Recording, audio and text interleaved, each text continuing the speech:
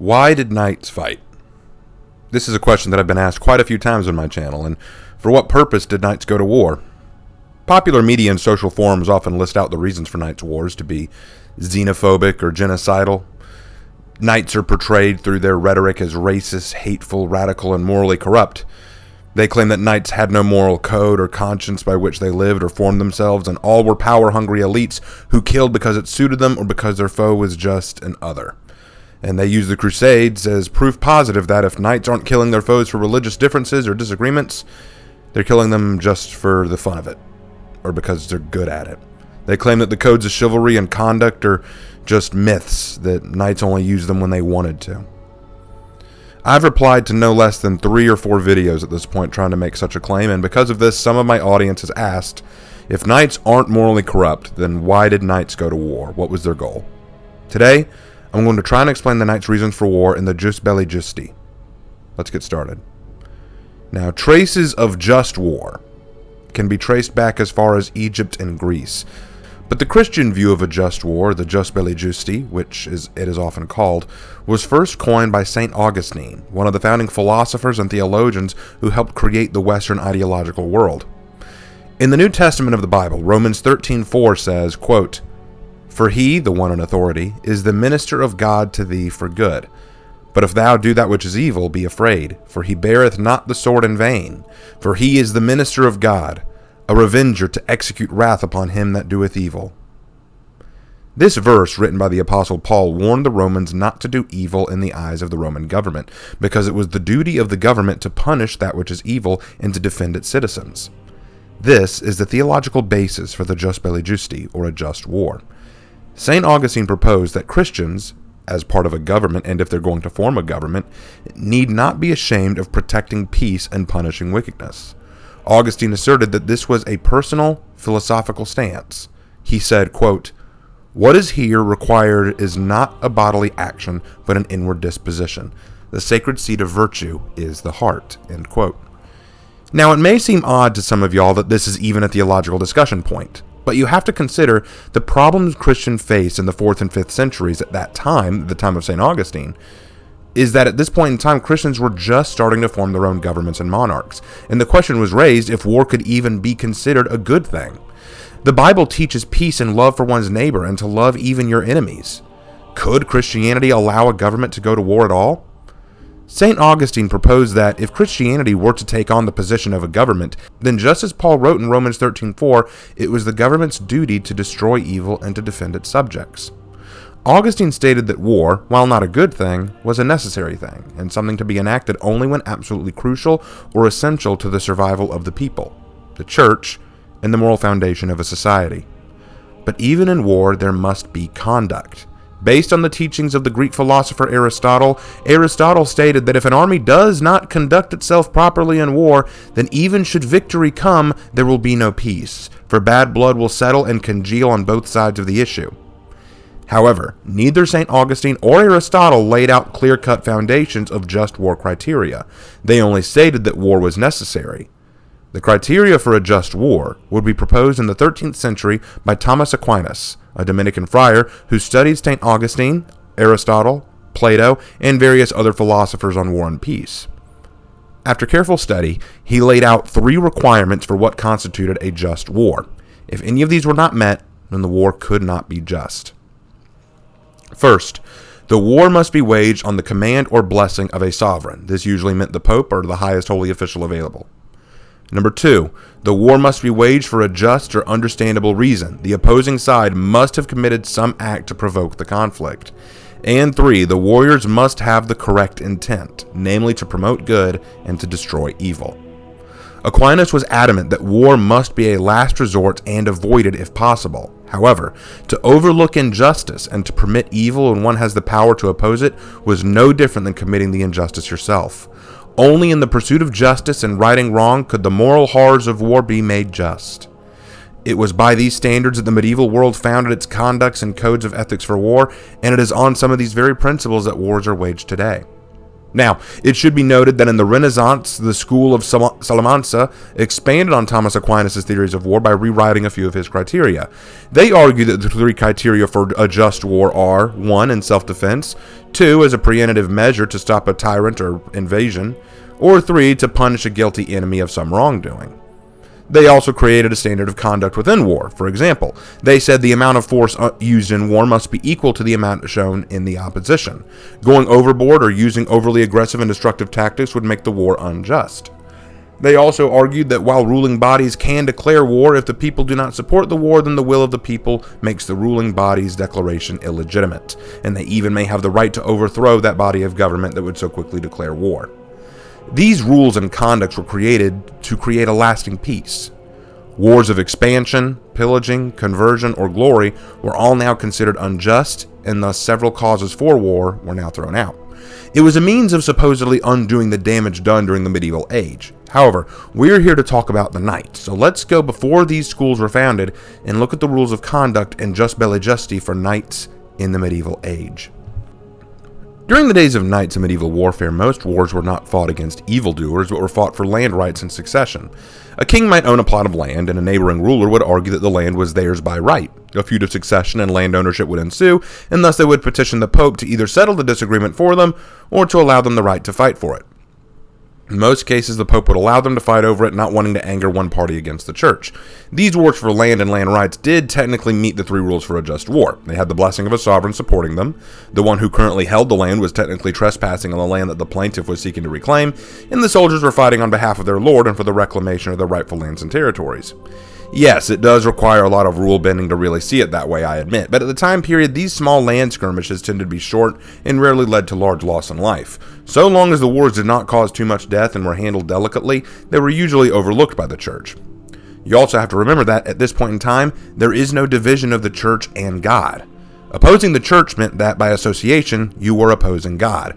The Pope was God's mouth and hand. His will was considered God's will. This wouldn't change until the Protestant Reformation. So if the Pope told a king or ruler what to do or what kind of war she or he was to conduct, the king had no right to question it. It was the order of God. And if you have even a passing understanding of history in the Catholic Church, you know that the popes weren't always the most pure of souls. There was definite corruption of the Church in various cases, and this could go a ways to explaining some of the wars waged at various points in time. Now, as far as the Crusades themselves are concerned, it's very important to bear a few points in mind. Firstly, the First, Second, Third, and Fourth Crusades were all waged before Thomas Aquinas ever wrote his Conduct of Jus Belli Justi. It was very possible that after the disaster of the Fourth Crusade, that might have been what led to Aquinas' writing the three requirements of a just war. However, when analyzing the first few Crusades through those criteria, do they still hold up? The Crusades were all called by the Pope, which meets the first criteria.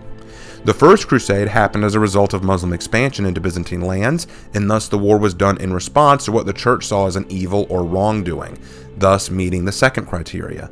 And finally, the knights embarking on the Crusade saw themselves as liberators and saviors. They were restoring the Holy Lands, saving their Christian brothers from the rule of the Muslim Empire, and restoring the Holy Land to its proper owners, thus having a holy and righteous intent, meeting the third criteria. Now, did all of them share this outlook? Were all the actions they took just and righteous? No, of course not. But that's also medieval war. No war was ever waged where one side did not cross a line or go beyond what would be just. But in the general sense, the Crusades were called under the proper standards of war for the time period. It's largely inappropriate for modern-day contrarians to point at knights in the Crusades to declare them evil, wrong, and xenophobic when, in reality, their deeds were no less wicked than those committed by various other cultures and nations throughout the world. Was their actions less wicked than the Vikings seizing and taking control of the British Isles? Was it less wicked in the Romance of the Three Kingdoms when innocent lives were expunged by warring parties for ruling rights of China? Was it less wicked when the Islamic Empire slaughtered thousands in the Battle of Manzikert? Was it less wicked when Sultan Baybars massacred so many innocents in the city of Antioch in 1268 that his own secretary and biographer wrote it as too much of a horror to look upon? Yes, we cannot deny the deeds done by Christians in the medieval period, but to claim it was a unique form of evil that only their religious zealotry created is not only false, it's incredibly disingenuous. War, especially medieval war, was horrific, and that's why conduct was created for war in the first place. Now, the Baltic Crusades were a little different. Knights were called to put an end to the pagan tribes in those lands, but it's not for xenophobic or zealous reasons necessarily. Rather, it was because of a lack of safety. Christians in those territories were being persecuted or killed, and the lands were not safe for any Christian settlers to make homes or lives. So rather than risk further Christian life, a crusade was called to crush the pagan threat. In the Teutonic Wars, Teutonic knights snuffed out the heretical and paganistic sects that had claimed Catholic lands. From the perspective of the modern viewpoint, it could be seen as just a simple xenophobically charged attempt to destroy those that the church simply didn't like. But to the eyes of the knights who fought in those wars, it was about protecting the interests of the faithful, destroying an evil that could one day rise up and endanger the lives of innocent Christians. Remember this and remember it well. A soldier is not its government. Regardless of how the government feels when they declare war or how the church felt when it called a crusade, the knights who fought in them did not always have the same ideology or motives. In the First Crusade, the Pope's primary goal was to reunify the church that was so long divided. But to the knights embarking on the crusade, it was a matter of defending the faithful and reclaiming lost lands from their Christian brothers. In the paganistic crusades, the church might have merely wanted the lands held by the pagans, but to the knights, it was a war to save the faithful, to prevent uprising in the future and to create a future for Christianity. In today's modern discourse, it's so simple and easy to gaze upon the carnage of the Middle Ages and believe knights as savage, zealous, and bigoted brutes who killed and justified it to be God's will. But if this is truly how we will observe the actions of these historical warriors, then so too should we judge all warriors who fought for causes above them. Every act of savagery committed by any warrior class or order was not the act of men fighting for their own defense or for the sake of some higher calling, but rather it was all bigoted and hate-filled acts of evil and vengeance. It is also how we must judge modern-day wars as well. Why must the morality change with the times? Why must the codes of conduct be relevant if we are to simplify all wars so generally? By this limited logic, the wars fought against Hitler could be seen as xenophobically charged towards Germans and should be shunned.